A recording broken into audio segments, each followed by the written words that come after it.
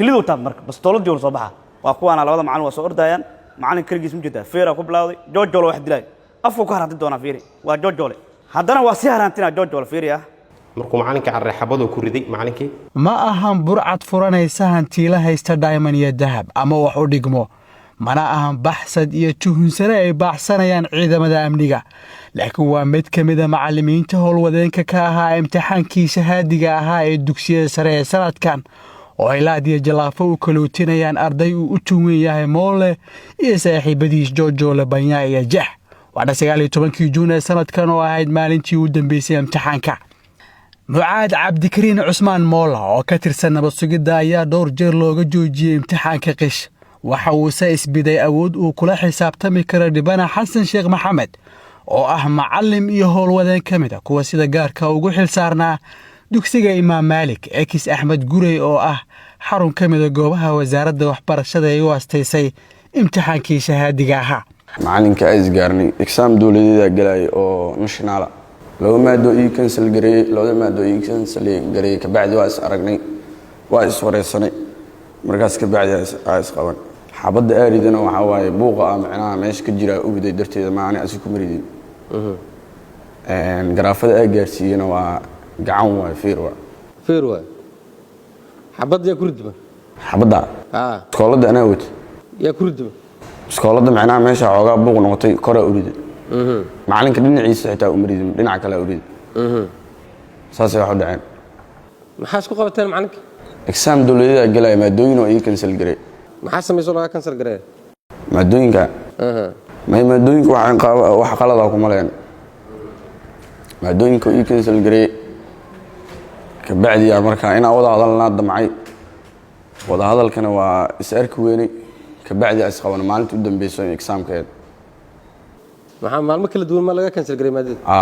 laba maalin kala duwan oo isku xigtay sabti axad oo ka la cancel gareey maadooyinka maxay ahayn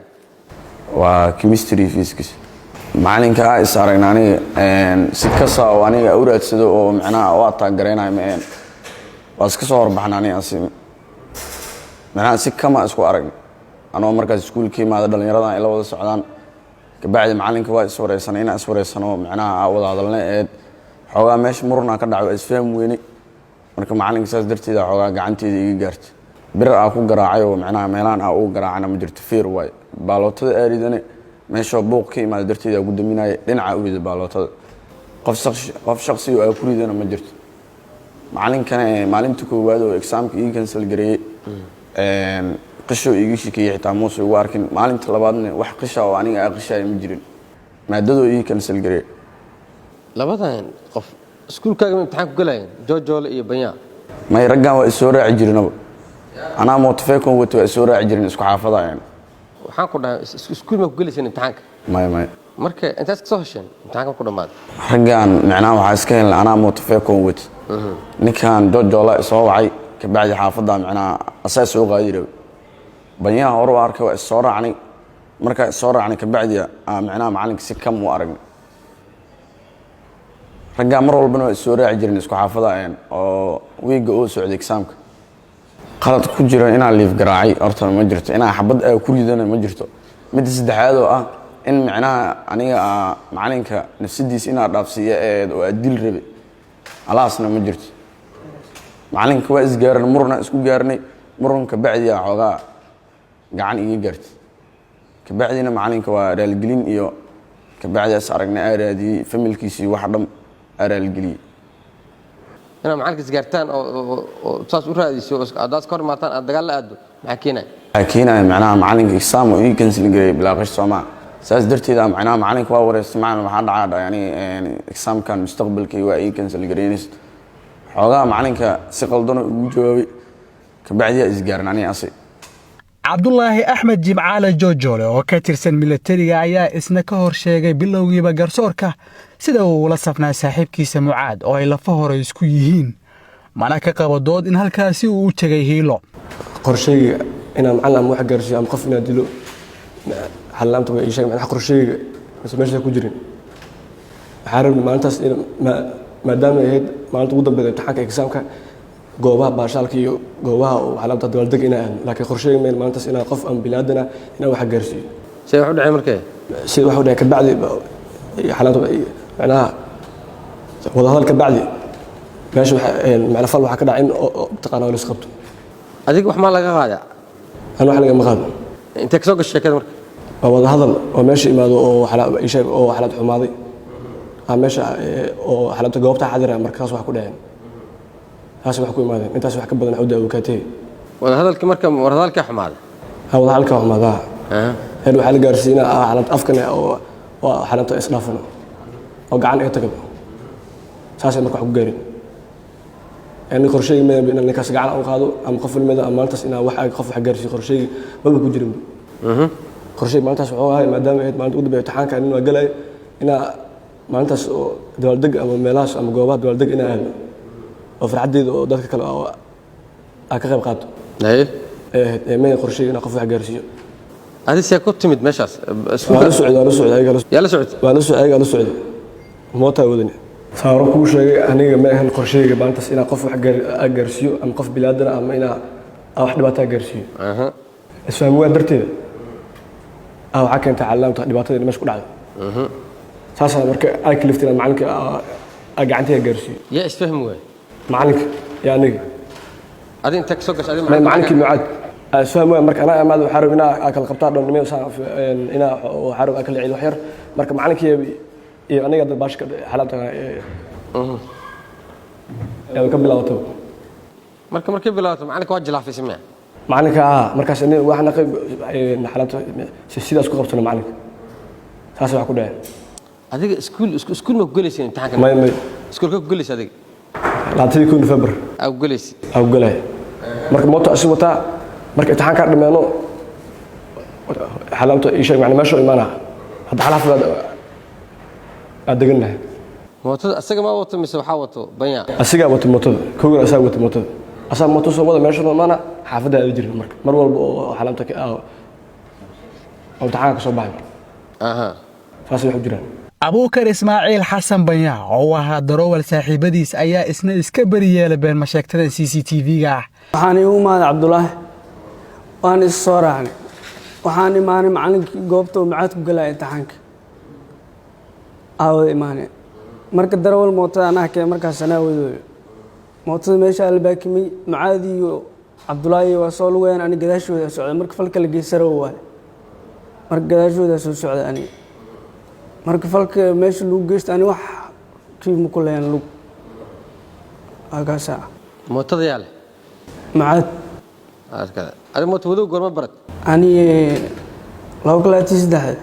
barad marka meeshaan maxaa loo yimid meesha imtixaanka lagu galay oo macaadku galay maxaa u maatay ninka dhan aniga maalintaas maalinta ugu dambeysay imtixaanka ee qorsheena wuxuu ahaa inaan meesha ku dabaal degna iska wareegno marka macaada waxaan dhahay macallin meeshaan wax ka soo qaadeen waa asraacina noodii marka saas oo soo raacan ma ogeyno adi macaad in maalinta ka horeysan laga qaaday maadaama saaxiibtiin isla socotiin imtixaanka laga qaaday ma ogeyno ma ani imtixaan in laga qaaday filkaas ma ogeyn Cabdullaahi markuu yimaado soo raacan meesha imaaneen wax ma ka warqabo ma lahan marka meesha imaanay falkaas la kulmo waa baashaleena soo baashaleena maxaa ka wada macnaha maalinta ugu dambeysay imtixaanka maadaama ay inaan iska soo wareegno iska soo dabaal degnay oo qorsheena ugu jiro inkastoo Cabdiraxmaan Jeex baxsad ka yahay fadhigan haddana Moola Joojole iyo Banyaa isku xarun qura kuma wada gelin imtixaanka oo waxaa kala reebay nambarka meeleynta maxaa dhac marka iskuulka laga soo baxay waa kuwaana ayagoo macallimiintii inay raacaan rabo diyaar u ah mootadina la koraayo sida ka muuqato waa afar hal maqana ah waa uu Karbanya iyo Cabdullaahi Joojole iyo Mucaad iyo Cabdiraxmaan Jeex oo asigana maqana ah markaan kale waa maraan ay hadana soo galeen koobinta ay soo galeen waaye markaan macallimiintii ayaa hor socoto ka geeskan waa macallin fanaan shaati madow waa macallin kala dil doono ustaad xasan shaati cadahan waa macallin kale geeskaasna waa macallin kale ayagana waxa waaye koow mootolahan Cabdullaahi Dacso ku xigo Mucaad oo ka horeeyo iyo Cabdiraxmaan Jeex oo inta jiro Cabdiraxmaan Jeex waa ninka inta jiro عربنا مركز كاميرا دينا فسحنا مركز من قدومي وموتدي مركي سارين موتدا قابك u saarin fiiri waa rinta macnaha mootada inta waa laga saaray inta waa laga saaray afar lagu fuulay hal mooto feekon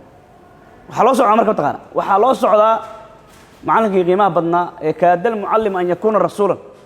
heerkaas la gaarsiin ayaa loo socdaa markan in maxaa la rabaa marka in la dilo oo la jir dilo oo isku daydil lagu sameeyo bastooladna waa la wataa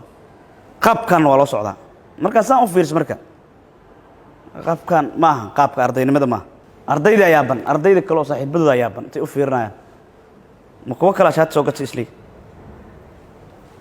marka waxaan rabnaa qaabka dilku u dhici doono saan hadda waa macallimiintii oo dhammaystiran afarta macallin oo dhammaystiran waa macallin xasan oo asna ninka ciilka loo qabo ah waa midka fanaan madowga wato waaye ee shaatiga madow waa fasaxina marka macallimiintu waa socdaan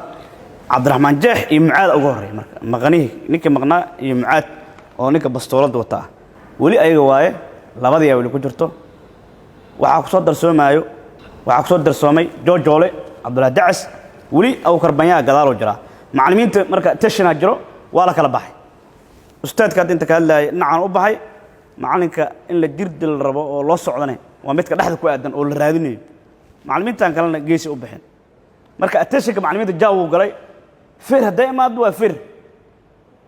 hadii ay maad gacan qaad waa gacan qaad wixii la iska dhici kara la iska dhasho saasa lagu heshiis markan ilaa waa la dareemin la soo daba socdo abukar marka waa kana waa dhinta marka cabdiraxmaan ninkaas ku aaday kan ninkaas ku aaday joojoolan labadan ku aaday marka ujeedka ma ahan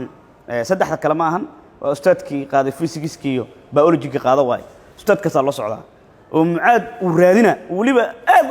dabada ka gala fiiri mid gudoomi waa kaas kilidu taab marka bastooladii uu soo baxa ustaadka kalena meeshan lagu racdeys waa kan cabdiraxmaan jeexsan wuxuu iska dhigaa ilaa ninkii bastoolada wato aslina bastoolada wato iska dhigaa saas uu leeyahay waa cabdiraxmaan jeex ustaadkaas markii uu baxay meeshan waxa ku harta marka saddexdii macallina ku harta macallimiinta marka waxay isku dayayaan waxay u malayaan in gacan la aadi doono inay ka dhacshaan isku dayayaan macallinka kala joog leeyahay kan kuwaana macallimiinka aadi waa kaas markaan waa markay bilaabanayso mid gudoomiye markaan marka waxa waaye joojo la gadaalo maray lugtu diyaarsana lugtu baa wuxuu diyaarnaa inuu jalaafo baxsho macallinkina waa ordamaano xabadii lagu riday marka macallinka kana la soo laabto marka macallinka waa orday macallimiintana kale waa soo ordayaan waa kuwaana labada macallin waa soo ordayaan macallin kaligiis ma jirtaa feera ku bilawday joojole wax dilay afku ka haranti doona feeri waa joojole waa wali joojole dilay mucaadkina haddana waa si harantina joojole feeri ah xaniya ku harantina iyo labada ku dhaxdooda qaabku haranti ugu dhufo doona feeri gudoomiye waa loo dilaa feeri waa kaas ma jedido macallin waa istaagay waxa kaaga daran mid gudoomiye mucaad waa kaas arhal leey muxuu sameeyaa marka haddana bastoolada ku soo taagaa feeri ma jeda bastoolada ku soo taagaa soo leey macallin waa kana wixii loo dilay waa yaabeen qaabka loo dilo leeyahay waxaan arday maahan intee ka imaado leey ma qiimaha macallinkeen aqoon yaaba ku far macallin goofaniyo haysta dhiiga ka socdo mar labaadna waxaan sameeynay wajhadooda ayaa sameeynay hadaan gudoomiye macallimiintu waa kuwaana marka masaan isku la socdaan ayaguna waa ka dambeeyaan oo saddexda mootoli waa kaasa oo abukar ahaa saan hadan la soo dabagala macallimiinta attention gal marka waa marka la kala baxayo معاد واك مرك معاد واك مجدا بيكس توس واي لبدا مو سocdo استاذ حسن ورادا بس جلافده فير مرك يفيرك فيري افك فيري قدومي سي لوغا هرانتاي وحساس لو ديلايو waa macallinkii qiimaha badnaa ee wax baray qaabkaas oo dhaqmayaan macallimiinta ayaa qabay walwal ah in rabshada ay dhici karaan waxa ay isla meel dhigeen wada kasta oo ay naftooda ku ilaalin karaan badqabkeeda laakiin marna malada ugu ma jirin in loo isticmaali doono xidigley 15 qaad ah waa kan dhibana xasan sheekh maxamed iyo saaxiibadiisa shaqada oo bilowgiiba uga warbixiyeen garsoorka sida ay wax u dhaceen horta waxaan ka mid ahay macallimiinta imtixaanka ilaalinaysay waxaan gudinayay waajibaadkeygii maalinlaha ahaa dhalinyaradan dabcan kuwa kale ma aqaan laakiin waxaan xarunta aan ka shaqeynayay ku arkay ardaygaas Mucaad imtixaankii markuu dhamaaday maalinka u dambeysay laba maalin waxaan ka qaaday ardaygaasi mobile qash ah oo wax ka qashay marka taasina waxay ka mid ahayd shaqadeeda markaas aan gudanayo wax kaloo tacaamul ama dhex marin hadday noqon lahayd hadal iyo wax la mid ah wixii ka dambeeyey markuu imtixaankii dhammaaday maalinka u dambeysay waan soo baxnay maalinkaas u dambeysay habeenkii ka horreysay ayaa anaga iyo macallimiinta meel madal aan ku jirno group ah macalla kormeerka uu ku jiro waxaan isku soo qaadnay amnigeena maadaama maalinka u dambeysay inta badan ilmaha ay erbishaad sameeyaan waxaan ka codsanay kormeerka in uu yani noo diro ciidan dheeri ah si amnigeena loo sugo nasiib dartaas ma dhicin ciidankii aan dalbanna maan arkin maalinkaas marka waxaa noogu soo xigtay markii la baxaye inaan anaga ka macallimiin ahaan inta kulanno aan dhahno macallimiinii aan qorshe samaysanno si aan kaga difaacno dhibka ka imaan kara ilmaha waxaan isla garanay inaan koox u baxno inta isku aagahaba inay israacdo si macallinka dhib loo gaarsiinayo kale yani aan ugu hiilino waxaa dhacday in anagoo 9 macallin ah soo raacnay isku aagaan ahayn aagaan warshadahan degannahay anaga 5 ka mid ah dhankaas shir kale aadeen anaga iyo ani iyo 3 kale oo macallimiin ah oo isku aag ah waxaan soo aadnay dhankan jaamacadda SIU dhankaasaan deganayn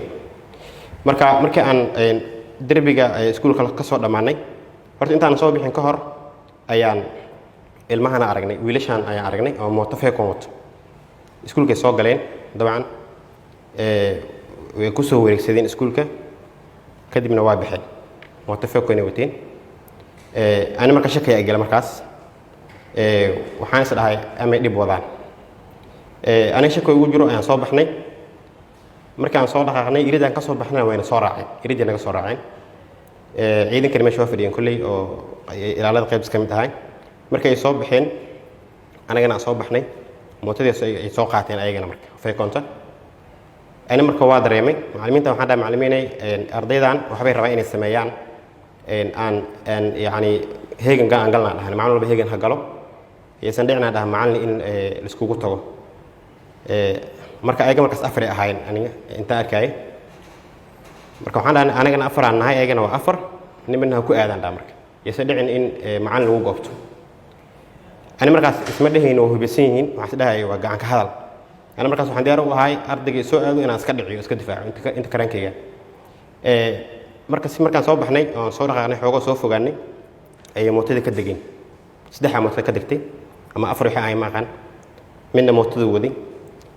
markay mootada ka degeen anagana waa soo soconay marka cabaar soo dhaqaaqnay oo luuqa aan soo galnay SIU ku aadkeeda aan soo galnay ay soo socod boobsiiyeen yarkaan mucaad markuu aan ila siman yahay ayuu la soo baxay biskoolada la soo baxay istaaga ayuuna dhahay aniga marka biskoolad ma filayn macallimiintana ayagana ma filayn biskoolad marka biskoolada la soo baxay ayaa macallinka mid ah carara marka oo hore u cararay markuu macallinka cararay xabadoo ku riday macallinka guriga ka gala marka meesha ku yaallay ayuu ku cararay macallimiintii la socotay marka 2 ka mid ah gadaali u laabteen aniga marka way hareereeyeen marka dabcan waxaan dareemaa taageedka ana ahay si markaas aan dareemayo anay hareereeyeen 3 kale asagana waa horteeda soo istaagay kadib waxay ugu bilaabeen marka inay kala tuuraan arday kamid ah jalaafi ii bixiyay dhulku igu riday xaraantii waxay ugu bilaabeen iyo wax la mid ah ardaygaas mucaadna biskooladu wato intiga dhuftay afkeeda wuxuuna ugu dhahay aadama imtixaanka kansali karo ugu dhahay markaas hadal noocaas ugu dhahay anigana waxaan ku dhahay imtixaanka ma kansalinay iga leex marka saas oo halkaas ugu dhuftay biskoolada afkeeda wixii ka dambeeyay marka dabcan ciidankii la gaarsiiyay meesha joogay ayagoo ordayay yimideen kadibna waa iga tageen marka ayagoo iga tageen saasoo kiis u dhacay muxuu sameeyey markii laga qaadayo imtixaanaad mucaad mobilka ana horta kormeerka wuxuu ii xil saaray korjoogtada oo ii dhiibay korjoogto ahaan oo ii dhiibay shaqada waa kala qaybsaneed macallimiinta qaar ilaa lagu qoray macallimiinta qaar waxaa lagu qoray in ardayda baxayso kale irinta ka sii bixiyaan macallimiinta qaarna waxaa lagu qoray korjoogto oo ardaygii mobil qarsanayo kale iyo ardaygii baaritaan u baahan oo kale aan qaabilsanaay marka fasalkiisa marka 2 maalin soo galay 2 maalin mobil aan ku qabtay arday kale xataa waa ku qabtay oo ayaga oo asiga fasal kamid ah xataa waa ku qabtay marka asiga markaan beel ka qaaday wuxuu yani way la hadlay wuxuu yiri si hoose aan kula hadlo maxay ahayd si hoose iyo xalli anigana waa ka diiday waxaan dhahay ardayda kale waxay maraysaa cadaalada loo baahan yahay dhahay arday oo waxaa jirta imtixaanka laga bixiyey oo laga kansalay imtixaanka marka adiga dadka kamid tahan dhahay imtixaankaagana waxaan dhahaa waa la kansalayaa oo kormeerkan u dhiibayaa marka waa kaasaan dhahay marka waa ka diiday wax afgarasho ah wax kale oo la dhaxmaray ma jiro marka hayuu ilaahay marka asaga markaas hayuu yiri waa iga tagay marka wax oo kaloo hadal dheeri ah ma is dhaafsanin wax dhaqaaq kale lama sameyn markaas asaga kadib waxa ku soo xigtay in imtixaankii uu dhamaaday kadib dhacday in saas u dhacday ku soo xigtay hal maalin bis ma ka qaadin kolay laba maalin oo maleeyahay saan rajahay hatta hal maalin huba maalinta kale shaka igaga jiro laakiin hal maalin huba oo maalinka axad ahayd aan aad u huba maalinkaas huba adiga intii aanan ilaaliye laga dhigin ma soo buuxisay shuruudahaas ku xusan xeerka imtixaanaadka oo ay waajib tahay in guddiga imtixaanka qaran ay fuliyaan horta shuruudo qoran oo waxaa jiro nolol sheega mar walba ka macallimiin ahaan marka imtixaanka ilaalinayno sida in waxyaabaha qashka oo kale inaan ilaalino in mobilka oo kale iyo waxyaabaha imtixaanka lidiga ku ah oo dhan inaan ilaalino ana loo sheegaa laakiin wax aan saxiixayno ama wax ma jiro balse wana loo sheegaa kormeerada noo sheegaan in imtixaanka bilaaban ka hor waxaa noo sheegaan dadka kale ka sarreeya guddiga imtixaanaadka noo sheegaan all right laba maalin oo isku xigto ayaad adigu ilaalo ka ahayd fasalka oo imtixaanka ku galayay eedeysanaha la yiraahdo Mucaad soo saxma saxo in adigoo ilaaliye ah laba maalin oo isku xigto hal fasal ilaaliye ah ka noqoto waxa ku fasaxay soo maaha kormeeraha horta meeshan ka saxo waxay aniga shaqada la ii dhiibay oo la ii xilsaaray markaas waxay ahayd korjoogteynta waxyaabaha mobilada kale iyo waxyaabaha baaritaanka ardayda kale markaa qaarkood baaritaan jira la sameeyay oo gacan saar oo guud taas aan u xilsaarnay aniga baaritaankaas waxa la sameeyaa ardayga intuu fasalka ka hor imaanay soo sax ma waa la sameeyaa kadibna waa la sameeyaa adigu marka sida ku xusan xeerka imtixaanaadka ilaaliye waxa loo yaqaanaa qaf ku jiro fasalka una qaabilsan guddiga imtixaanaadka qaran in inta ay socoto saacadaas imtixaanka ah inuu ardaydaas waardiyo adigu sidaas ma yihiin shaqadaada way ka duuneyd Soomaa shaqadeeda labadaba isku ahayd marna waa ilaalinay oo marka macallin maqan yahay oo kale dhaxtaal waa ahaa oo fasal qaar waa galay mararka qaarna waxaan ku qornay hawlaha fududeynta imtixaanaadka iyo waxaan ku qornay korjoogteynta guud aan ku qornay waa gartay waxa sheegtay hadalkaaga waxa ku jiray mobile inaad qash ahaan uga soo qaaday sax ma saxo nooca mobile ee aad qash ahaan uga soo qaaday maxkamadda ma u sheegi kartaa waa niclo waay okay xirfadaada aad u leedahay ilaalinta imtixaanka ma kamid tahay in aad aruurisid mobeelo ay marnaba suuragal ahayn in wax qish ah la soo marsii karo kormeerka wareegay qolal kala duwan ayaa kormeeray ma marka maxaa qolal kormeeray qolal kala duwan kulay adiga doorkaaga ma sheeg ani doorkayga wuxuu ahay campus korta waa weynay campus weyn oo ahay oo ilaa iyo 10 block camal dhan marka macallimiinta marka waa qaybsanayeen keligay ma ahayn projectada xitaa gabdhaha ku jira macallimiin wiilal kale ku jira macallimiin aniga block ku qornay block dambaan ku qornay gadaal ah oo hadda fasalka ardayga ku jira kamid ah iyo block ka soo horay labaas block ku qornay in aan wixii warqado loo baahdo kale wixii imtixaanka loo baahdo kale wixii baaritaanka wiilashadii loo baahdo kale oo dheeri ah oo kale waxyaabahaas aan ku qornay shaqaasan lahaa aniga marka adi hal fasal ma joogin laba maalin ma joogin waa wareegis adiga hadda marka maadaama maxkamadda u faahfaahiday waxaan u qaadanaynaa doorkaaga inuu yahay kormeere soo sax ma may korjoogto oo kormeerka ay xisaarin kormeerka ay xisaarin okay korjoogte caawiye mobilka maalinta koowaad ayaad ku qabatay Mucaad maalintaas ma sheegi kartaa imtixaankii oo fadhiyay maxkamadda maalinkaas wuxuu fadhiyay imtixaanka maadada koowaad waliba maadada physics-ka maalinta xigtay sidoo kale adigoo howlahaagii kormeeridda ku jiro ama maaragtay korjoogteynta ku jiro ayaad mar kale isla galaaskii oo Mucaad joogay ayaad ugu tagtay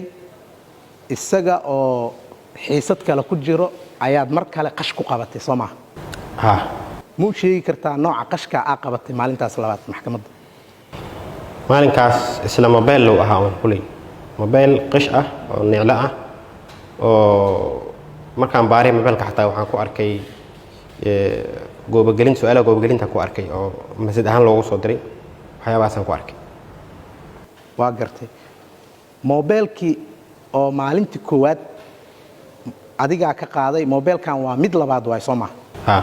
haye adiga maadaama aad tahay qof korjoogteen ah labada mobil iyo waraaqadaha markaad qaaday adiga ma iskaa u haystay mase cid kaaga sarreeyda ayaa jirtay oo aad ku wareejiday markii la soo qaado horta habraaca jiray oo noo sameeyay kormeerka habraaca wuxuu noo sameeyay ardaygii lagu qabto qish ama mobil in la soo qaado in imtixaanka la soo qaado waraaqad loogu dhajiyo oo qish mobil ah mobilka iyo kaarkiisana loo dhiibo kormeerka. marka waxaan sameeynay warqad waxaan ku dhajinaynay qish kadibna waxaan u dhiibaynay ilaaliyaha u dhiibaynay macaanka jooga meeshaas mobilka iyo kaarkiisana waxaan u keenaynay ilaaliyaha waxaan rabaa kormeeraha sawirka qaadanaya marka qaabkaas la sameynaya. markii arday oo ku jiro imtixaan qaran oo shahaadi ah waxay mas'uuliyadiina tahay soo maahan in ardaygaas aad dhammaantiin aad ka caawisaan siduu imtixaankaas ku moodi lahay aadan ka caawinina sida imtixaankaas uu ku wey lahay. horta caawintu ma aha in ardayga wax qaldan lagu caawiyo ma aha. ardayga waxa aan ka caawinayno waa wax waafaqsan xeerka imtixaan gelista ee wasaaradda u yaala. wax kasta oo liddi ku ah imtixaankane ardayga waa ka celinaa wixii kaloo nooga aadan oo ka caawin ahaan oo aan liddi ku ahayn wasaaraddana waa ka caawinaa ardayda. marka saas caawinta ku imaanaya. su-aasha kale aan qabo waxay tahay markii korjoogto ama qof maamul sare ah iyo arday imtixaan galaya ay isku dhacaan waxaa jira guddi oo guddiga imtixaamaadka ay soo saaraan wax aad la xiriiriday eedeysanaha oo aad u dirtay in uu cabashadiisa la aado ma jirtaa halkaas? cabasho ma jirinba. cabasho ani ii sheegay ardaygaas ma jirin. cabasho way taagan tahay sababtoo ah laba imtixaan ayaa laba maalin oo kala duwan ka qaaday. soo mas-uuliyaddaada ma ahayn in aad u tilmaamto ardaygaas cidda haydo imtixaankiisa ayna tahay inuu kala xaajoodo? horta cabashada aniga ma taalo haday jirta xataa lacala arday way jirtaa marka qaar wax noo sheegto ana ardayga wax ii sheego oo dhibkaas qabaa dhaho isla markii waxaan soo aadiyaa kormeerka shaqadeeda ma aha in cabasho qabto laakiin soo kuma dhihin imtixaankii ayaad iga qaaday waxaan u baahanahay imtixaankeyga inaan cabasho ka furto soo kuma dhihin? maya ma dhihin. soo mas-uuliyaddaada maaha qof kasta oo aad dukumentiyadiisa aad qaado in aad wargelidid maalintaas in dhacdo noocaas ardaygaas aydan dhex mareen loona baahan yahay guddiga oo khilaafaadka inay xaliyaan? kormeerka u dhiibaan ku dhahaba. kormeerka wuxuu ka mid yahay guddiga khilaafaadka. kormeerka asaa mas-uulka ah xarun Soomaa asaa u sarreeya. waxaa jirta soo maaha markii dhibka adiga ku gaaray inta aanan la soo xirin saddexda eedeysane in ehelka eedeysanaha iyo adigaba aad maaragtay wada xaajood aad gasheen oo dhibkii ku gaaray lagaa dhayay ka macalin ahaana aad cafisay ardaydii aad waardiinay imtixaanka? taas waa jirtaa laakiin waa ardayga mucaad lagu magacaabo bis ehelkiisa ay soo gaareen familkeyga iyo familkiisana waa is arkeen waana ka heshiiyeen arrinkaas. waxaa isoo gaaray warqad nootaayo oo aad ku saxiixan tahay sawirkaaga iyo sulkaaga uu saaran yahay oo aad tilmaamaysid wixii dhibku soo gaaray in aad cafiday eedaadina aad la laabatay. cafinta haddaan ka hadlo eeda ani ima taalo koley maxkamadda u taala laakiin cafinta waa sax. mucaad waalidkiisa waa familkeyga u imaadeen waana laga heshiiyey arrinkaas. cafintana waa jirtaa oo yarkaas mucaad ah. xilligaas adiga aad iscafiseen ehelka ama maaragtay eedeysanaha mucaad ma ku wargeliday guddigii imtixaanada adiga aad ka tirsaneyd ee hawshaan aad u qabanaysa? waa ku wargelin. waad gaarsiisay soo maahan heshiiskan? waa gaarsiiyey. guddiga maadaama ay adiga maaragtay ay ku shaqaalaysiiyeen intii shaqada ay socotana aad ku waxyeelooday waxay caqbaleen soo maaha heshiiskaas aad wada gaarteen dhinaca ehelka eedeysanaha? koley su-aasha jawaabteeda hadda aniga kuma dhihi karo laakiin inaan u geeyey ayaan ku sheegi karaa keliya. ugu dambeyn 28 bishii 6 2025 ayay ahayd goorta heshiiskan la gaaray sida ku xusan nootaayada. صح و arrintaas waxaan kala socdaa kaliya markii ugu dambeysay tacaanka noo dhamaaday aha oo maalintii ugu dambeysay aan bixinay marka macallimiinta dardaaran guud waxaa siiyey kormeerka marka kormeerka waa qaadanay ugu dambeyn ardayda wuxuu dhahay markay baxaan ka hor maalintaas ka horna waa la wadaagnay in ardayda rabaan inay faldimiye sameeyaan kadib uu noo sheegay wuxuu dhahay ardayda markay baxaan ka gadaal mar adi muddo 1 saac ama 2 saac marka fariintii aan qaadanay waa ka dambeynay muddo 2 saac ama 1 saac bar camal kadib aan soo wada baxnay marka anigoo dhowr macallin 9 macallin ah marka 5 waa naga horeysay anaga marka waa leexan marka jirada aan galnay waxaan arkay ardaydan soo socotay marka gadaal fiiriyay waxa dhahay 3 arday soo socotay maxay dimacsiin kadib marka waxay dhaheen marka hadii ay 3 yihiin waa iska caadi waxba naga ma qaadayaan kadib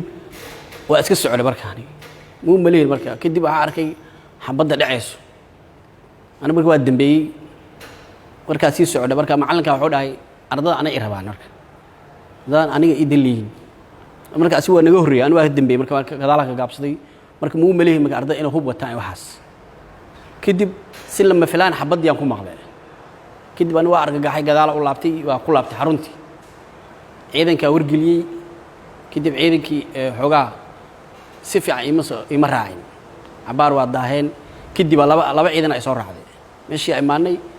macallinkii waa dalas wixii lagu sameeyay kara lagu sameeyay aan naga hor imaaday kadib xarunta ku laabanay warbixintii waa gudbinay marka intaasaan joogay goobjoog u ahay agaasimaha xafiiska imtixaanaadka iyo shahaadooyinka wasaaradda waxbarashada hidaha iyo tacliinta sare xuseen muuse sharaawa ee maxkamadda ka dhageysatay warbixin la xiriirto macluumaadka iyo maareynta dhacdada sanadlaha ee imtixaanka shahaadiga ah iyo ka wasaarad ahaan sida ay ula falgaleen kiiskan ugubka ku ah 10 sano kadib. wasaaradda waxbarashada hidaha iyo tacliinta sare waxa ay qaadaysaa imtixaanka qaran sanadkii 11aad sanadkan waxaa imtixaanka u fadhiistay arday gaaraysa 39382 arday oo ku kala gelayay dhammaan gobolada dalka iyo gobolka Banaadir oo kamid yahay gobolka Banaadir waxaa ku gashay 32674 arday goboladana waxaa ku galay 15708 arday waxaa ka shaqeynayay imtixaanaadkaas 159 kormeere oo gobolada ah 164 kormeere oo gobolka Banaadir ah wadartoodana ay tahay sidoo kale waxaa ilaalinaya imtixaanka gobolka Banaadir 1666 ilaaliye goboladana waxaa ilaalinaya 1093 ilaaliye oo wadarta guudna marka la isku daro macal howlwadeenada xarunta dhexe ka shaqeynaya waxay noqonaysaa 3119 arday howlwadeen xarumo gaaraya 139 xarumood ayaa imtixaanka lagu galay 75 kamida waxay ahaayeen gobolada 64 xarumoodna waxaa lagu galay waxay ahaayeen gobolka Banaadir wasaaradda waxbarashada iyadoo gudanaysa waajibaadkeeda waxay u diyaarisay arday kasta oo isku diyaariyay imtixaanka iska diiwaan geliyay oo ka diiwaan gashan imtixaanka qaranka in ay u abuurto jawi kasta oo imtixaanka uu si guul ku geli karo arday kasta oo Soomaaliyeed waxaa loo diyaariyay goobihii imtixaanka uu ku galayay waxaa loo diyaariyay macallimiintii ilaalinaysay waxaa loo diyaariyay booliiska amnigiisa sugayay waxaa loo diyaariyay tiimka caafimaadka oo haddii arrimo caafimaad ay dhacaan ka jawaabi kara intaasoo dhan oo dadaalo ah imtixaankii ay geli lahaayeen ayaa loo diyaariyey oo arday kasta fasalkii oo fadhiisan lahaa ayaa loo diyaariyey aqoonsiga uu ku geli lahaana waa loo diyaariyey intaasoo dhan iyadoo ay dhacday oo wasaaradda ay qabatay ayaa maalintii ugu dambeysay imtixaankii la gelaya khamiista ahayd taariikhduna 19 bishii Juun ay ahayd marka maadada labaad ay dhamaatay oo imtixaankii uu soo gabagaboobay waxaa nagula soo wargeliyey in dhacdo ay ka dhacday xarun la yidhaahdo imaam malik. isla markiiba waxaan ku wargelinay booliskii nagala shaqaynayay, durbadiina waa laga gaaray oo waa laga howlgalay. xarunta dhacdadu ka dhacday waa xarunta axmed gurey oo hadda la yidhaahdo imaam malik isku la yidhahdo ku shaqeeyo. xarunta waxaan u diyaarinay 35 ilaaliye iyo 478 arday inay ku galaan. sidoo kale waxaa nagula soo wargeliyey ardayga macalinka dhibaatada loo geystay, kadibna waxaan helnay riboodka ardaygii iyo maadooyinka imtixaanka laga kansalay intaba.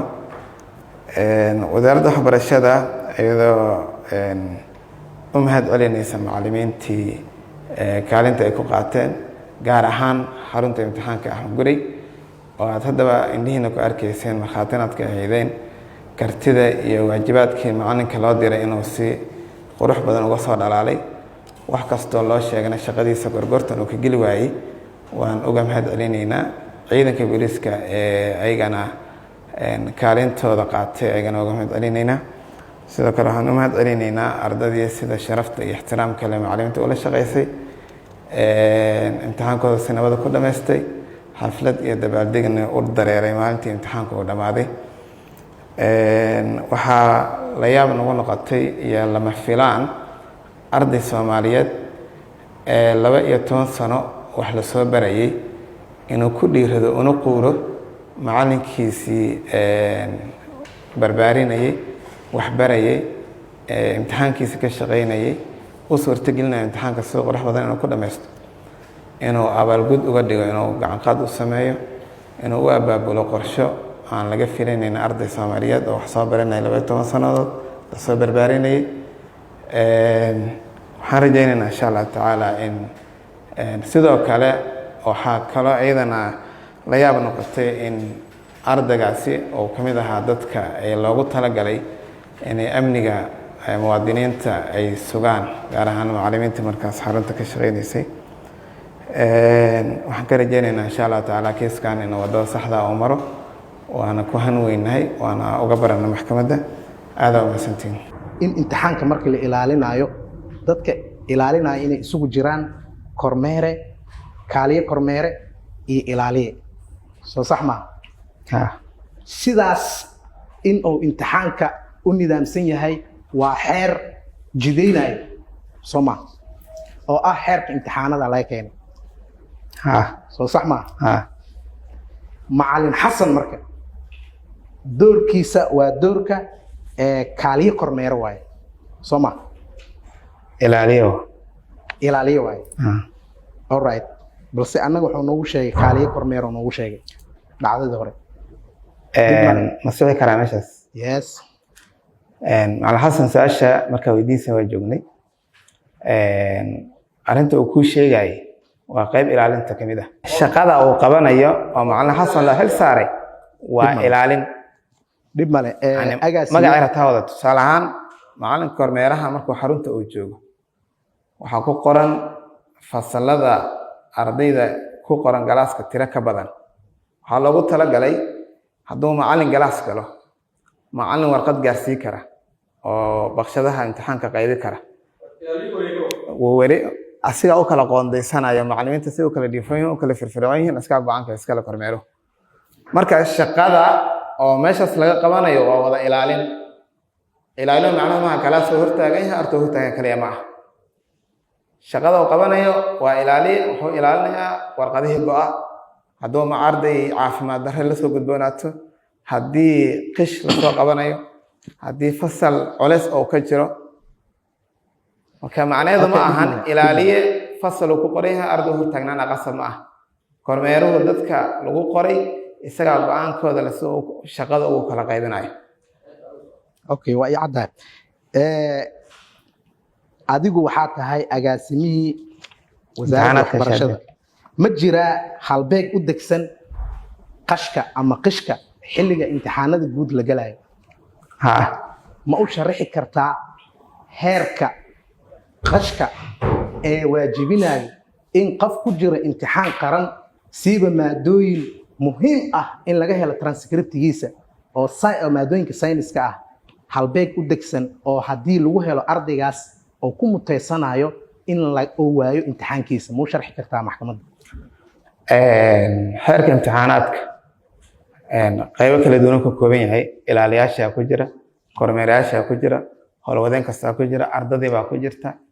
waxyaabaha waajibaadka ardayga looga baahan yahay ku jira anshax marinta ardaygu hadduu jabiyo waajibaadkaas la marsiinaya ku jira qishku wuxuu ka mid yahay waxyaabaha mamnuuca ka ardayga oo imtixaankiisa uu ku weyi karo waa loo sharxay iyadoo duubana wasaaradda beeshkeeda la dhigay iskuullada waxbarashada dhammaantood way wada haystaan xog ogaal ay ku yihiin ardaygu isagaa go-aanka iskale inuu ama xeerka fuliyo ama uu jabiyo jawaabteedana uu helay ciqaabteeda adiga ka agaasimo ahaan ma waxaad u xil saaran tahay wasaaradda in aad go-aan ka gaartid imtixaanada laga qaado ardayda qaab inay qashaayeen oo ah tiitarkayga waa xafiiska imtixaan agaasimaha xafiiska imtixaanaadka shahaadooyinka waa maamulka imtixaanaadkaas bilow ilaa dhammaad ina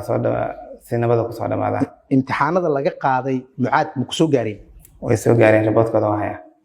imtixaanadaas laakiin imtixaankaas heerka qashka ma gaarsiisnaay in uu kormeere ama ilaaliye macalin oo ka qaadi karo arday markii aad fiiriday riboodka warqadda la soo raaciyey in qish lagu qabtay qishka nooca lagu qabtay dhammaantood waa u qoran yihiin mucaad adi hadda muu sheegi kartaa nooca qashka lagu qabtay telefoon buu ahaa telefoon okay mas'alada intaas waa uga baxa mas'alooyin kale ku yaala marka maadaama aad tahay agaasimaha xafiiska imtixaanaadka guddiga imtixaanaadka qaranka mas-uuliyad ayaa idinka saaran soo maaha asbuuca oo socdo imtixaanada in la sugo amniga macallimiinta 100%. maalinta ugu dambaydo imtixaanada waa maalin ay tahay in ay ka amni badan tahay maalmaha kale soo maaha oo macallimiinta maalinta ugu dambayso waa maalin farxad iyo reynreyn iyo damaashaad iyo xaflado ay dhacaan ciidamada amnigana way ka howlgaleen ciidamada amniga waxay ka howlgaleen markii wax dhaceen kadib soo maaha ciidamada amnigu xaruntii loo xil saaray imtixaankan inuu si nabada ku dhaco kusoo dhammaado mas-uuliyaddaas iyo waajibaadkaas way kasoo baxeen ciidamada amniga mas-uuliyaddooda ma inay goobaha ilaaliyaan mase inay ilaaliyaan dadka oo jooga goobaha iyo dadka jooga inay ilaaliyaan soo halkaas kaagama muuqato maadaama macallimiin tiro 35 ah iskoolkaas joogay maalintaas iyaguna ay dareemeen in ay amni darro dareemayaan in booliskii loogu talagalay oo caawin waayo booliskii loogu talagalay xarunta way joogeen xaruntana wax oo dhibaato kama dhicin kiiskana sidaad ka warhayso xarunta ka banaankeedu ka dhacay mid kale ku darso ciidamada amniga taliska qaybta guud habeenkii khamiista ayaa shir ka dhacay oo wasaaradda iyo ciidamada u dhaxeeyay maadaama ay tahay maalintii gebagabada oo xaflade iyo damaashaad ay jiraan in amniga la xoojiyo arrintii waa la wada qaatay saldhig kasta iyo xarumo shantaraalna waxaa diyaar ku ahaa ciidamo u diyaara inay meeshii wax laga soo sheegay ka howlgalaan ilaa iyo haddana wax oo fadqalada oo dhibaato oo xarumihii imtixaanka ka dhaca ma jirin goobihii xafladeynta ay ka socotana wax oo caqabada ama amni darra oo ka dhaca ma jirin kiiskanina wuxuu ka dhacay xaafad iyo meel ka baxsan goobtii ciidanku ay joogeen su-aasha u dambeedo dhammaan macallimiinta 35 ah ee iskuul imaam maalik joogay dhammaantood waxay ahaayeen macallimiin sanadkan ugu horreeyay inay imtixaanka waardiyaan soo maaha imtixaanka sanadkan macallimiinta ilaalinaysay dhammaantood waxay ahaayeen macallimiinta dowladda oo wasaaradda waxbarashada ka diiwaan gashan soo maray dhammaan habraacyadii shaqaalaysiinta soo gudtay muxuu ahaa waajibaadkii loogu talagalay soo dhammaystirtay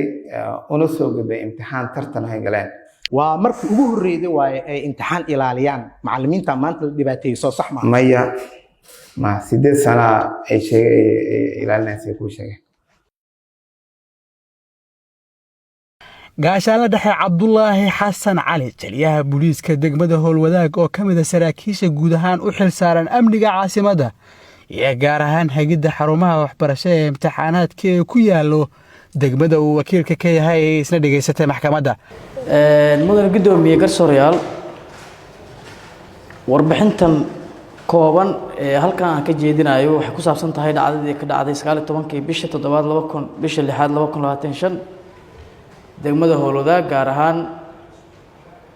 iskuulka Imaam Maalik eriyadiisa. mudane gudoomiye, goobta wax ka dhaceen ma aha iskuulka gudihiisa, mana aha banaankiisa, waa goob ka fog iskuulka. dhalinyaradan mudane gudoomiye qorshe ay degeen ay diyaariyeen jirtay meel ka fog iskuulka ayaa loo galay macallimiintana qof loo ilaalimayne waxaa la ilaalinayay in la kala ilaaliyo waqtiga ardaydu baxayso iyo waqtiga macallimiintu baxayaan. sida uu sheegay dhibanuhu, guruubada macallimiintu waxaa lagu faray inay ka dambeeyaan muddo ku dhow 1 saacadood xilliga ay baxayaan ardada. sida aad ka dheehan karto mudane gudoomiye 21 November eedeysanayaasha mid ka mid ah ku galay imtixaamka, waxaana dareemi karaa musaafo oo inta ka imaado oo howlada ku tago inay u dhaxaysay xilliga ardadu baxayeen iyo xilliga macallimiintu baxayeen. waxay u galeen goob wadda 6 mitir ah sida laga dheehan karo kaamirada xeraalintu ay soo bandhigi doonto oo aan ku soo wareejinay xeraalinta. wiilashan ayagoo mootada ka degeen waa soo diyaar garoobeen, macallimiintuna way socdaan. macallim xasan oo dhibanaha ah ayaa arkaya, gadaal ugu fiirnaa, wuxuu arkaa nimankaanu soo ordaay. aniga waxaan maqlay markii dhacdadu dhacday, isla markiiba goobtan gaaray, waxaan la kulmay mudane gudoomiye garsoorayaal dadkii goobta joogay oo dhacdada markay dhacaysay goobjoog ahaa. maamo waayeelaha jirtay oo runtii aysan u saamaxayn inay maxkamadda hor imaato waayeel ah, waxayna warbixin sida wax u dhaceen, kaamirooyinkana waa ka aragnay.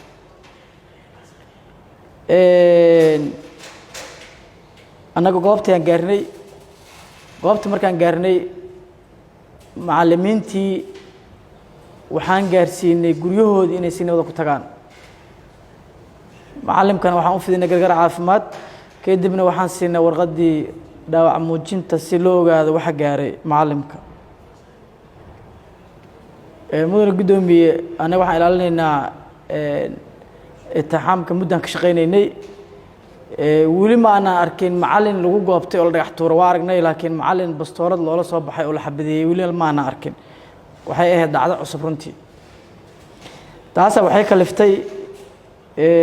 in aan ogaano oo bal sida wax u dhaceen aan si fiican u baarno. waxaa noo suurto gashay mudane gudoomiye eedeysanayaashii in baxsadka la raadiyo, mootay ku baxsadeen feekoon. sidaas ayaan noogu suurto gashay inaan kusoo qabanno oo aan xafiiska xeraalinta aan kala shaqeyno qabashadoodii. ujeeddada meeshaan taallaa wax kale ma dhicin, waa macallimkii ardayga barbaarinayay iyo ardaygii oo isu bedelay inuu mataqaanaa dhibaateeyo macallimkiisii. wax kaloo ka dhaca meesha ma jiraan. waa intaas. waxaan rajaynayaa maxkamaddu waa mahadsantahay. asalaamu calaykum waraxmatullahi wabarakaatu. saldhigga aad taliyaha ka tahay doorkiisa muxuu ahaa imtixaan ilaalinta? meeqa meeluu ilaalinayay oo ka shaqaynayay? meesha hadda ay falku ka dhacayna saldhiggaagay ahayd, saldhiggaagay hoos tegaysa maaha ilaalintiis. marka kooxaha iyo sidaa wax u ilaalinayseen bal noo sharax unugyada aa u xil saarteen. mudane gudoomiye, haddii aan maxkamadda u bidhaamiyo, saldhigga aan mas-uul ka ahay wuxuu ilaalinayay 13 goobood oo lagu gelayay imtixaamka. 13 goobood waxay ku kala yaalaan degmada daafeeda dhinacyada kala duwan. haddii aan ku tusaaleeyo, madaxtooyada agteeda oo kale iskuulaa ku yaalla ilaa warshadaha inta aan xuduud kala leenahay degmada Daynil oo kale. 13kaas iskuul ciidan loo ajandeeyey oo wasaaraddu usoo diyaarisay oo taliyaasha xukuma ay usoo diyaariyeen oo taliyaha qaybta guud oo nagu amray oo number la yaqaanaha ilaalinaya. waxay ilaaliyaan ciidankaas inay baaraan ardada gelaysa amnigoodana ilaaliyaan ayagana qof isku xadgudbin macallimiinta ay isku xadgudbin gudaha ilaaliyaan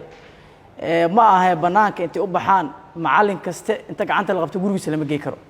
waa dareemi kartaa macallimiinta hal goob oo Imaam Maalik 35 ayaa ilaalinayay macallimiinta ah 478 na waxay ku galeysay maxaan ku dhahaa fasal ku galayeen marka askarta ilaalinaysana waa 11 askari ayaa amniga ay ilaalinayeen marka macallimiinta laba jibaar ayaa ka badan ardada askarta ka badan marka eriyadii mudane gudoomiye garsoorayaal eriyadii si nabada ay imtixaan ku dhamaaday si nabada ayuu lagu dabaaldegay si nabada ayuu nagu dhamaaday ilaahay subxaanahu wa ta'aala ku mahadsan meesha wax ka dhacayna waa dhabagal ma aha goob oo normal ah maqaayad la fadhiista ma aha wada la maro waay marka macallimiinta wadadaas loo galay ayagoo isticmaalaya mootofeekon kadib markii idin soo gaartay macallimiinta say yeesheen maxaa u samayseen intii hartay mudane gudoomiye markiina soo gaartay isla markiiba goobtaan tegey macallimiinta goobtaan ka soo waday guryahoodii aan geynay gawaaridii oo booliiska ayaan mataqaanaa ku daabulnay markii aan dhammaynana waxaan sameynay ehelkii iyo macallimkii dhibku gaaray ayaan ayagana aan procedure sharciga marsiinay xariga la rabaa waqtiga xariga geysatay oo aad soo xirtay eedeysanayaasha waqtiga ay ku beegneed muhiim ay noo tahay waqtiga ku beegneed waxay ahayd 22 bisha habeen saq dhexe ayaa lagu soo guuleystay Mucaad kadibna kuwa kalena saas kadib waa lagu keenay 22 bisha intii ay socotay baarista iyo xariga eedeysanayaasha ka taliya ahaan ma ku soo gaaray war sheegayo in dhibkii dhacay xal laga gaaray maya anaga doorkeena ma aha inaan arintaas ka shaqeyno macallinka dhibka gaaray xog wareysi ma la yeelatay dhibka kadib shaqadeeda waayaba awkaati macallimka markii dhibku gaaray inaan waxa gaaray iyo xaaladooda ogaado waa la yeelana waxaana siina warqadii dhaawac muujinta taasana waxay cadeynaa dhibka gaaray intuu leeyahay macallin xasan wuxuu xog wareysi kugu siiyey soo maaha in dhibka uu gaaray isaga xilli oo wax badqab amniya oo haysan soo sax ma ku fahmi wali macallin xasan wuxuu xog wareysi kugu siiyey xilliga oo dhibka ku dhacayay in uu ahaa qof aan amnigiisa sugnayn soo ma maya boolis ayaa amnigiisa sugayay xilliga dhibaatada dhacayda soo ma maya wadada ku socda sabab amni loo sugay mas'alada kale aan ku weydiinayo waxay tahay qofka soo socda askari ma lagu daraa awkaati warjeena inaad fahansantahay qaabka amniga loo ilaaliyo macallin xasan ma ku jirtaa xog wareysigiisa in maadaama asaga la dhibaateeyey hadda oo wax dhiba oo sheeganaynin oo laga dhayay laga booyay dhagay heshiisna laga gaaray dhibkiisa xog wareysigiisa ma ku jirtaa yaa la yeeshay wareysigaas soo aad ma dhihin xog wareysiga la yeeshay xasan aniga wareysiga la yeeshay nin dhiban oo dhiig ka da'ayo oo la dilay oo ardadii oo ilaalinayay oo barbaarinayay ay dhibaateeyeen ayuu ahaa wixii ka dambeeyay adiga ma akhri kartaa farqa kamid xog wareysiga ala sameeyay xasan maxkamadda ma akhri kartaa waxaan codsaynaa in loo akhriyo maca gudoomiye wareysiga la yeeshay dhibana xasan ustaadka in la dhibaateeyay oo dhib loo geystay oo arday ay dileen baaritaankiina waa ku ogaanay asna waa noo sheegay taariikhda wareysiga la yeelatay ma soo gudbi kartaa taariikhda maalintii shir dhibku dhaca waayaba 19 bisha xafiiska xeer ilaalinta ciidamada qalabka sida oo uu wakiil ka yahay Dhamma Cabdicasiis Cusmaan Faarax Cabdiyare ayaa maxkamadda weydiistay inay qaadato go'aano badbaado u ah badqabka macallimka ilaalinta ardayda mustaqbalka geli doona imtixaanaadka ayahooda dambe iyo sharafka ciidamada oo ay si gaar ah ugu xadgudbeen Moole iyo Joojole gudoomiye ka soo maxkamadda sharafta leh askari ka tirsan hay'adaha amniga in uu wax barto muhiim ay u tahay wadankan iyo qaranka maxaa yeelay waxbarashada waxay ka reebaysaa xumaanta waxay ku faraysaa wanaagga waxay kugu abaabanaysaa fiicnaanta iyo inaad marka hadlaysa xataa hadal wanaagsan aad ku hadasho yaa kugu abaabinay waa waxbarashada askariga marka inuu wax barto waxay muhiim u tahay qarankan waxay muhiim u tahay eedaysana Mucaad meesha uu ka tirsanaayo jagboontiyada maxaa yeelay askari wax bartay markuu soo maro macallinkii wax baray ama macallinba dhikaar macallin ku qoraya markuu arko askari wax bartay qiimaha macallinku wuu fahmaa muhiim marka ay waddankan u tahay hadaa amnigana muhiim u tahay mudan gudoomiye qarsoola maxkamadda sharafta leh dhacdooyin ah in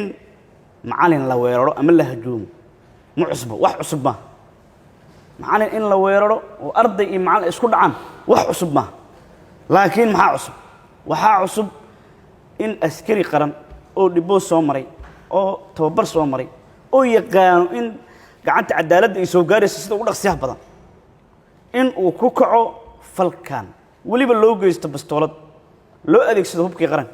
askarigan maxaa u fasaxay oo ka reebay ardayda kale waxaa ka reebay askarigan waxaa la baray tababar qaabka loo ridaa la baray waa lagu aaminay marka qaranku wuxuu ku aaminay bastooladaas inuu xafidi karo inuu ilaali karo laakiin qofka kale shacabka waxa u furan inuu ma ilaali karo dhaho inuu waa iga fakata dhaho waxa soo dhan u furan laakiin qofka askariga uma furna sheekadaas maxaa yeelay waa la tababaraa la gelshay mid ka mid ah waa special force sanaa labaad waa danabna waa taqaanaa tababarka ay qabaan iyo heerka ciidamada ay ka gaarsiisan yihiin sumcadda ay leeyihiin marka labadaa askari oo labada sano ugu horeysa ah waa ka duwan yihiin qof caadi oo shacab oo waxyaabay uu sameyn lahay marka askariga muhiim waa inay wax barto hay'adaha amniga inay wax bartaan muhiim waa dhacdooyinkan inay dhacaan dhacdooyin dhici jiray oo waxyaabo la arki jiray waa laakiin waxaa cusub in macallinta bastoolad loo qaato xabada lagu rido la kala tuuro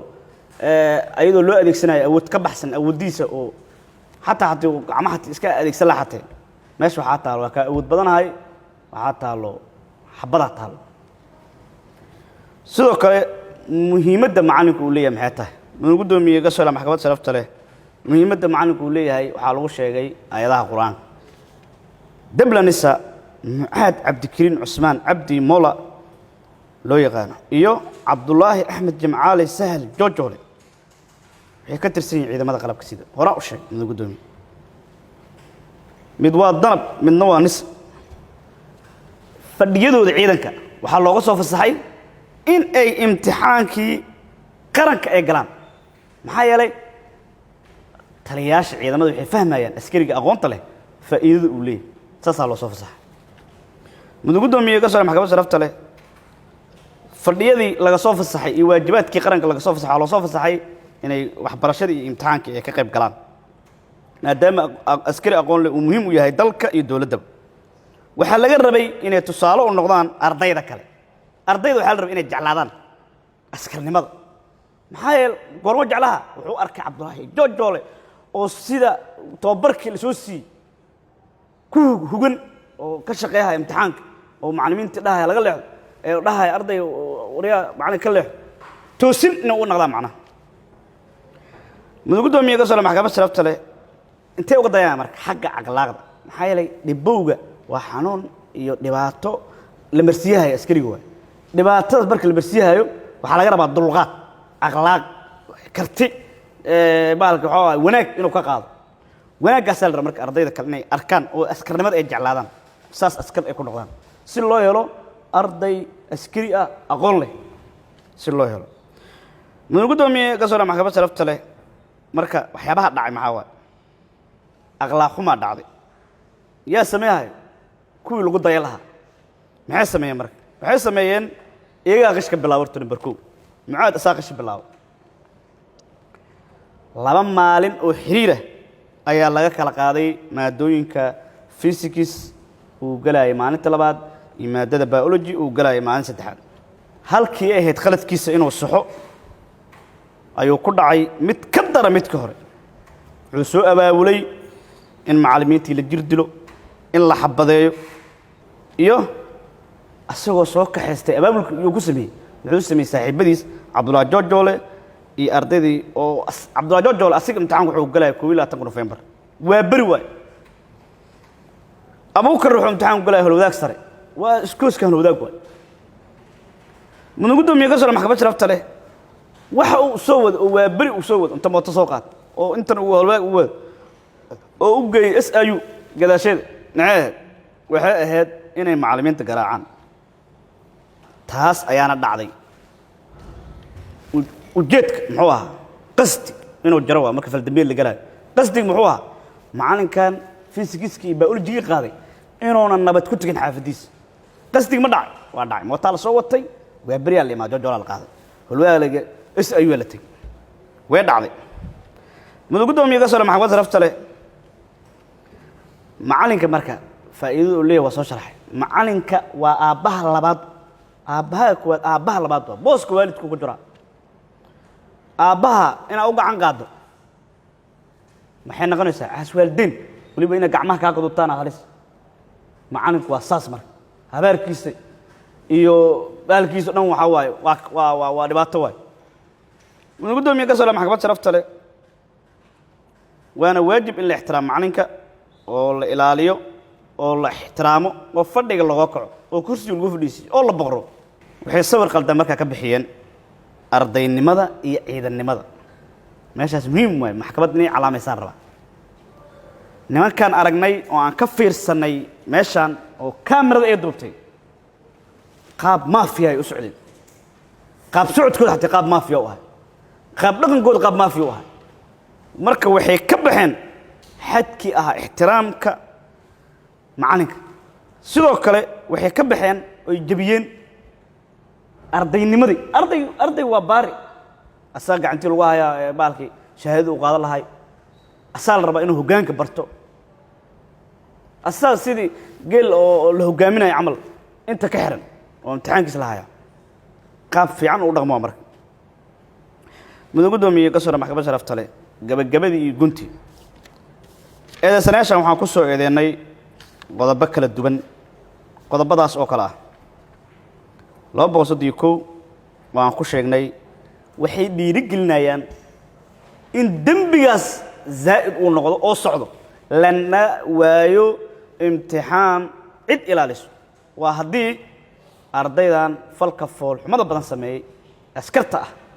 haddaan laga qaban uusan qaban sharciga uu hor istaag maxaa ka dhalanayo waxaa ka dhalanayo dembi meel fagaaro ah oo kaamira duubayso oo loo jeedo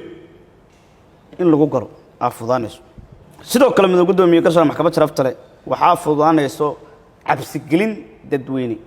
macallimiinta dadweynaha ka mid yihiin macallimiintu waa cabsoonayaan wax imtixaan ilaalin waa la weynaa wasaaradda waxbarashada xataa wax u shaqeeyaa la weynaa saa la liida sadu daraaca liira dhibka in laga hortago oo hadda la xiro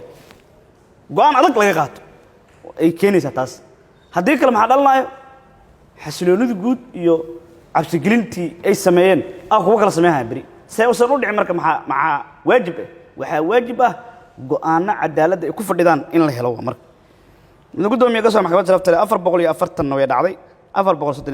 434 waa dhaawaca soo bandhigna rafeetooyinka lahaa dhacay 434/17 uu dhacay oo isku day dil macalna xabad brr lagu siiyey haddana intaa loo soo jeestay saas halda saas waa waxyaabaha oo ka muuqda kaamirada ka mid ah mudugudoomiyaha eedaysanaha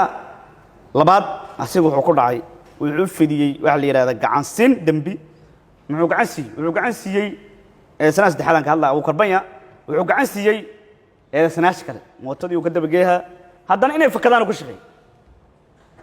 macalinka la dilay markuu ark waxay ahayd inuu tabaxo oo ordo oo saldhiga tago war kuwana macalinka dilay macalinkeena la dilay kaale ka qabtin oo dhan abuukar ma sameeyey muxuu sameeyey bedelkeed inay fakadaan oo laamaha cadaaladdu way gacan dheer tahay si tartiiba ay u soo qabtaan saldhiga degmada Hiilawaa oo aad uga howlgala arrintaana uu ku dambeeyey in eedaysanayaasha soo gacan galaan si dhaqsi aan cadaalad u helaan uuna ku maasan yahay taliyaha saldhiga mudugudoomiyaha ka soo maxkamad sharafta leh maxkamadda sharaf kale waxaan ka codsanaynaa laba arrin waxaan dalbanaynaa in ciidanka laga saaro labada eedaysanay kore oo kala ah eedaysanaha koowaad mucaad cabdikariin cusmaan cabdi molo waa hay-adaha amniga magaaladan qaabilsan caasimadda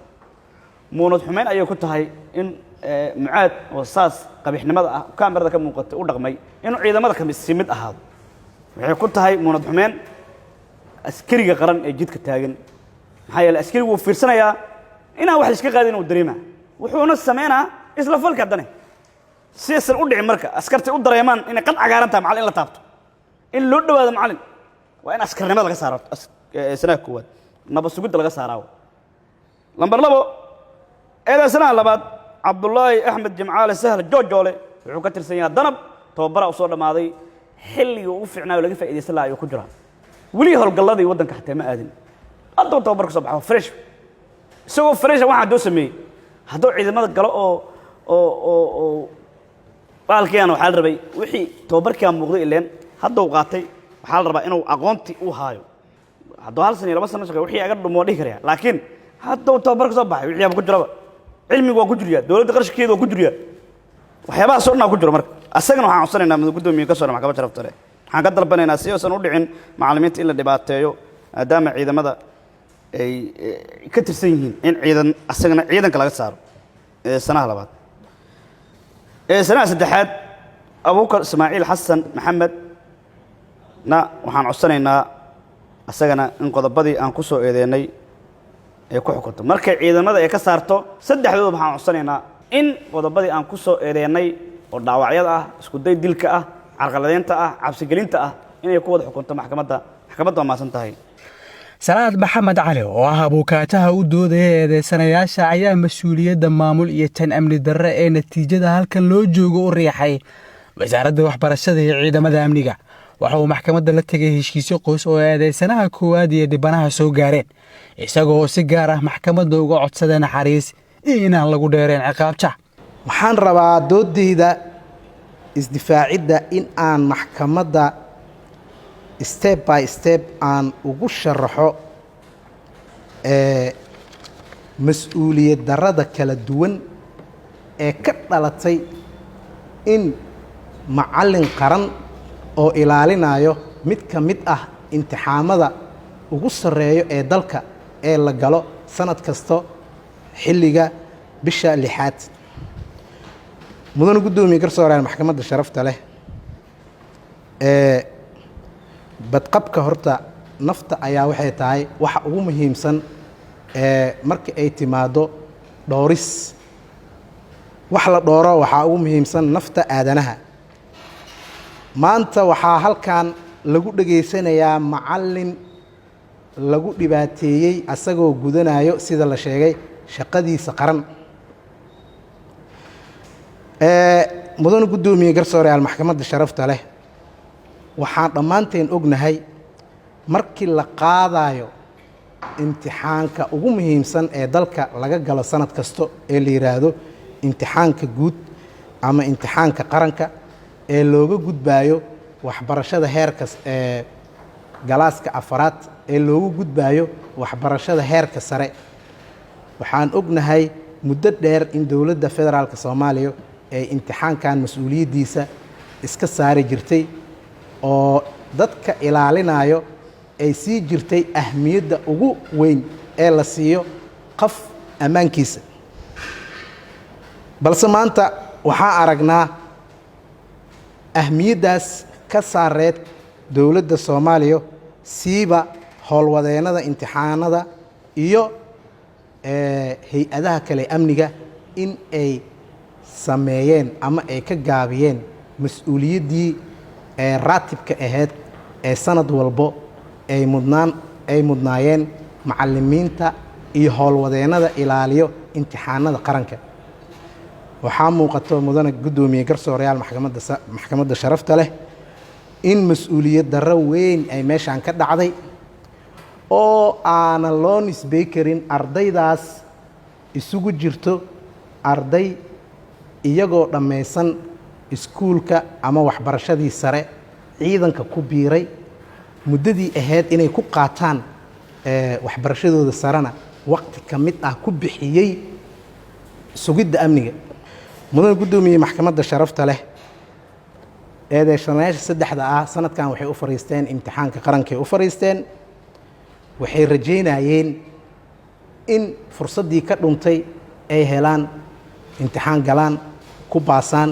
shahaado qaataan dib ciidanka ugu laabtaan koorsooyinka ciidanka iyo fursadaha ciidanka ka dhex jiro in maadaama shuruud looga dhigo qofka koorso aadayo ama aqoon kororsi aadayo shuruud looga dhigo shahaado iyo aqoonsi looga dhigo sidaas ayay horta sanadkan saddexdaas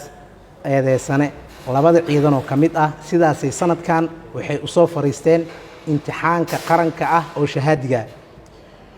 mudana guddoomiye garsoorayaal maxkamadda sharafta leh imtixaankaas waxaa mas-uuliyaddiisa qaado hadday tahay qaab dejintiisa ka howlgelidiisa amni sugiddiisa laba hay-adooda waaweyn hay-adda amniga ee booliska oo u xil saaran dadkaas kala duwan oo isugu jiro arday macallimiin kormeerayaal ku-xigeenno ama kaaliyaal iyo guddi kale in ay ilaaliyaan 5 maalin ama 6 maalin ee la gelayo imtixaanka laguna kala gelayo meelo kala duwan tusaale ahaan markii aad fiirido macallin xasan oo ah macallinka maanta maaragtay dhibanaha u ah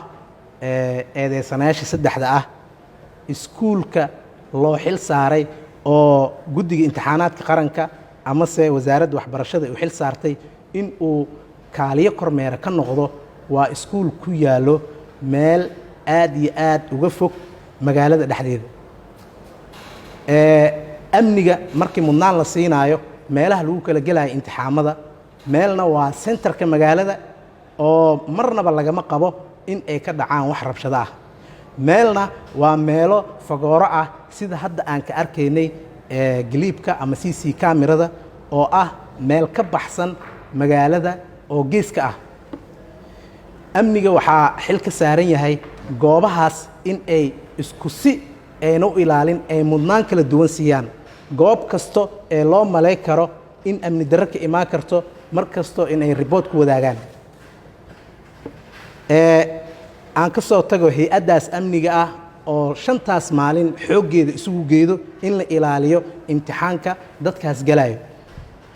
waxaa kaloo mas-uuliyad darro ka timid mudane guddoomiye garsoorayaal maxkamadda sharafta leh wasaaradda waxbarashada oo aan ognahay in ay shaqadan ay tahay shaqo ay aqoon u leedahay loogana dambeeyo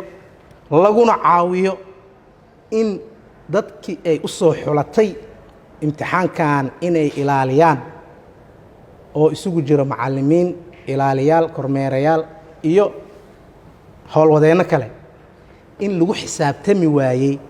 war sanadkan dadka aan imtixaanka ka qaadayno kategoriyaashay noogu kala jiraan waxaa soo gala sanadkan arday waxbarashadii ka baaqatay askar ah diyaar u ah in ay maaragtay waxbarashadoodii ka baaqatay ay soo galaan waxaa soo gala sanadkan dad oo waayeelo ah oo 60 sano ka badan oo diyaar u ah waxbarashadii yaraantii ka dhuntay inay soo ceshadaan mudnaan lama saarin haddii ay ku jiraan ardayda dad ciidan soo noqday mar kastoo waxaa la ogyahay in maaragtay ardayda kale ee shibilka ah in aynan maaragtay wada shaqay karin wasaaradda mas-uuliyad horta iskama saarin ee tababarada loo sameeyo macallimiinta iyo howlwadeennada waxaan lagu soo darin in loo sheego macallimiinta oo la yidhaahdo imtixaankan waa final uma baahno more regulation uma baahno in la cadaadiyo ardayga ee wuxuu u baahan yahay in ardayga lagu kaalmeeyo bareesharka saaran laga dhimo lagu kaalmeeyo imtixaankan sidoo nabadgelyo iyo farxad uga bixi lahay laakiin meesha waxaa ka muuqato mudane guddoomiye garsoore maxkamadda sharafta leh macallin xasan iyo macallimiintii kale iskuul imaamu maalik ka shaqaynayeen markaan su'aalo weydiinay kartida aqooneed ay u leeyihiin ilaalinta iyo kormeeridda waxay sheegeen in ay dhammaantood yihiin ama 3 macallin hadda la wareystay oo macallin xasan ku jiro in ay yihiin macallimiin mar dhow wasaaradda macallin ahaan u qaadatay sida ku xusan xeerka imtixaanka qaranka oo xeerkaasna lagu sii aas-aasay guddiga imtixaanka qaranka wuxuu tilmaamayaa in qofka wax waardiyeynayo macallin ha ahaado howlwadeen kale ha ahaado in shuruudo lagu qaato shuruudahaas oo ka dhigan in qofkan wixii loo dhiibay oo dhibka imaanayn laakiin sida naloo sheegay macallimiin aad u khibrad yar in ay imtixaanka goobtaas ay ilaalinayeen mudane guddoomiye garsoorayaal maxkamadda sharafta leh waxaa kaloo lagu baraarujin howlwadeennada ilaalinayay imtixaanka qaranka ee sanadkan waxaa inaba lagu baraarujin halbeegga ee tahay in qash lagu qaado arday gelaayo imtixaanka madambays ah ee moobeel $10 joogo oo aan ahayn smartphone lagu helay in looga qaado maadooyin transcriptigiisa ama natiijadiisa imtixaanka dhaawac gelinaydo meeshaas waxaa ka muuqato mas-uuliyad daraa ka muuqato waxaa kaloo jirto mudane guddoomiye garsooraha maxkamadda sharafta leh asbaabta ugu weyn ee dhaawaca macalin xasan keentay waxaa waaye ardaydaas saddexda ah oo 2 ka mida ciidan yihiin oo sanadkan keliya fursad u helay in ay ka faa'iidaystaan oo ay galaan imtixaankaas in maadooyin muhiim u ah oo maanta haddii aynan ku baasin ay ku dhacayaan imtixaanka fursad kalena ay u fureen in maaragtay maadooyinkoodii ayadoon maaragtay qaab aan habboonayn looga qaaday mudane guddoomiye garsoorayaal maxkamadda sharafta leh waxaa aad loo ammaanay macallinka waa ammaanan yahay sababtoo ah annagoo dhanoo waxna soo baray taliye cabdulaahi madoobe oo ah taliyaha u xil saaraay amniga goobtaas iskuul imaamu maalik oo ku yaallo su-aalaan weydiinay su-aashaasna waxay ahayd soo mas-uuliyad idinkama saareen in maalintaas u dambeedo maadaama macallimiinta ay dareemayaan qalqal amni in aad macallimiintaas mas-uuliyad iska saartiin oo si badqaba ay ugu laabtaan halka ay ka yimaadeen wuxuu ku jawaabay annaga ma hayno baabuur aan macallin qafqaf aan intaan ugu saarno aan guryihiisa u geyno taas mas-uuliyad darro waay guddoomiye waxaan rabaa inaan si fiican uga jawaabo hadalkaas iskuullada macalin xasan iyo macallimiinta kale ay ka kala yimaadeen dhammaantood waxay leeyihiin basas qaada ardayda qof kasto arday kastana gurigiisaa loo joojiyaa woona ku degtaa iskuulka sidaa sameeyey 52 asbuuc oo ka kooban yahay sanadka maalin kasto bas arday intuu ku qaado hal u geeyo hal maalin oo ay macallimiinta soomaaliyeed 5 maalin ay shaqaynayeen hal maalina ugu dambeeyay booliska amniga ama amniga qaranka ma waxay awoodi waayeen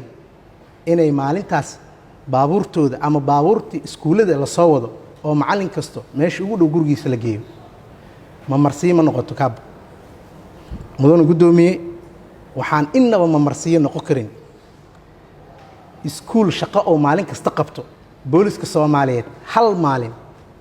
inay qabo waayaan waxaana sii dheereed markii macalin xasan la dhaawacayo dhammaan booliska qaranka saraakiisha ugu sarreedo ilaa ay kuwa ugu hooseeyo waxay la ciyaarayeen sida laga helayo baraha bulshada ardaydii foonfoorka ahay wakhtigaas markii la fiiriyo askari diiti ku jiro waa sharci darro inuu celebration sameeyo celebration ama dabaaldeg waxaa sameeyo qaf fasax qaatay oo off duty ah waa laga heli karaa baraha bulshada taas waa mas-uuliyad darro weyn oo soo hoyata sanadkan horena way u dhacday cashirana lagama barto meel iskuul maalin kasto 500 oo arday calaa arday gurigiisa geynayo qof kasta annaga arday wax noo bartaan dadka maaragtay sharci joogaa ardaydooda wax u bartaan maalin kasta gurigooda basaa yimaado maanta waddanka waa dhisan yahay meel kasta waxa waaye waa wada laami in iskuul maalin kasta shaqo oo qabanayo 365 maalin hal maalin booliska qaranka ee macallimiinta saan loo ammaanay ee la yiri macallinka wuxuu dhow yahay in uu rasuul gaaro xurmadaas la gaarsiiyey hal maalin loo fuli waayo ee macalin xasan iyo saaxiibadiis waddo cidlo ah booliskoo iska dabaaldegaayo oo taleefanadooda isgaarsiinta xitaa iska xiran yihiin ee ardayda galaasyada ay ugu qorayaan waxaa lagu qorayaa maaragtay booliskiyaa wuxuu ku qoraa markuu macalin xasan dhaawacay dhibaatada loo geysaayo boolisaa wuxuu ku qorayaa galaas dhexdiisa ardayad ama arday oo magaceedu wuxuu ugu qoraa dhar maaragtay loogu talagalay maaragtay in la isku asturo saraakiisha ugu sarreeyay dalka ayaa celebration sameynaya madaxdii imtixaamada dhammaantood waxaa waaye waxaana haysan ribood ah war macallimiinta wax bad qaba iyo waxaan bad qabin ma jiraan waxba ma jiro qof kasta taleefanadeedu dansaday mudana gudoomiyey garsooreyaal maxkamadda sharafta leh dhacdadaas booliska Soomaaliyeed waa ka jawaabi waayay macallinka Soomaaliyeed ee la sharfay ee quraanka iyo axaadiista aan hadda dhageysanay lagu amaanay waa looga garaabi waayay hal maalin waa looga garaabi waayay mas'uuliyadaas waxaa iska leh maanta gudoomiyey wasaaradda waxbarashada waxaa iska leh ciidanka booliska Soomaaliyeed intaas markaan ka baxo dhacdadaas waxay toos u gaartay eheladii dadkii oo eedeysanayaasha way ka jawaabeen looma garaabin macallin xasan dawladdu uma garaabin laakiin waxaa u garaabay eedeysanayaasha eheladooda u garaabay gudoomiye garsooreyaal meeshaan waxaan rabaa maxkamadda inaan ugu soo gudbiyo heshiis tilmaamayo in loo tegay macallin xasan haddana markii la wareysanayay macallin xasan inuu sheegay dhibkii gaara in looga garaabay eedeysanayaasha dhibaatada u geysteen ehelkooda inay u yimaadeen maadaama ay yaqaanaan qiimiga macallinka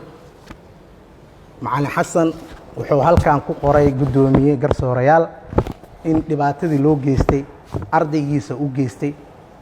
isagoo dulqaad muujinayo in uu maaragtay si waafaqsan aayatu baqara 178 qeybaheeda dambo aayadaas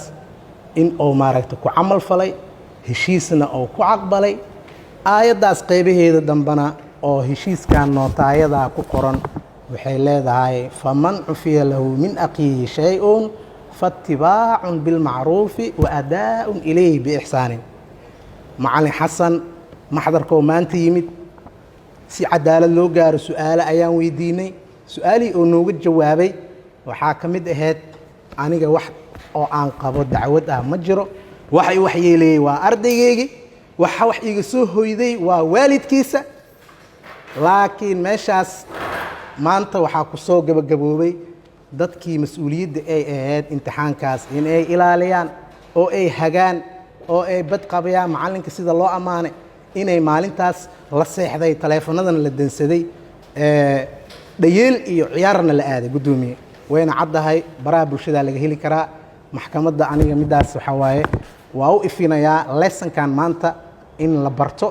mar dambana oona soo noqonin ayaan maaragtay rajaynayaa mudane gudoomiye garsooreyaal maxkamadda sharafta leh eedeysanayaasha labada ahna fal hor u qorsheysnaay oo macallin xasan lagu beegsanayay maalintaas kuma soo diyaar garoobin